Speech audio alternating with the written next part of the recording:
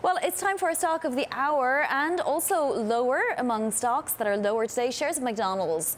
It's on pace for its worst day of the year, despite beating estimates. Now, it's just down 0.25% here, Abigail, Doolittle, but at the same time, we should keep watch. Yes, we should, because earlier the stock had been down more than 1%, coming back a little bit with the markets overall. They put up a very strong quarter. They beat estimates right across the board. Comp sales came in up 5.5%. The estimate had been for a move up for 5%. So again, very strong results. And this really reflects CEO Steve Easterbrook's turnaround strategy that's been in place for quite some time now, where he is using very aggressive pricing. So investors liking the results in terms of the beat, but something they might not like, growth. If we hop into the Bloomberg and take a look at the financial analysis function here on McDonald's relative to sales, we see that the growth on a year-over-year basis simply declining. That's been a longer-term trend. Investors may want more of that, but relative to that winning strategy, Vani, beyond the aggressive pricing, it has to do with technology. Apparently, there's now self-ordering kiosks in McDonald's. You can also order online and pay there,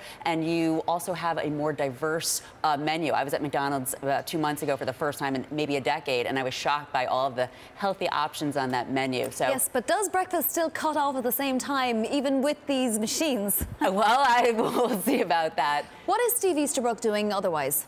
Well, the technology is a big piece of it for certain, along with that diverse menu that we were just talking about. And the interesting thing in terms of the aggressive pricing, Bonnie, is with these strong results coming out of McDonald's, it really suggests that some of the competitors may do less well. In fact, a lot of the competitors today are down. Yum, which owns Taco Bell, Pizza Hut, some other companies, along with Wendy's and Jack in the Box.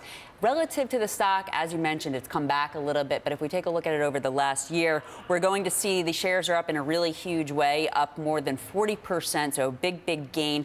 Maybe price to perfection. Valuation is pretty strong, and this chart here in the Bloomberg, G#BTV721, may suggest that if the weakness continues today, if the shares don't reverse the earlier decline, we could see this stock drop back down toward its 100-day moving average, as happened last year. But overall, good results in place.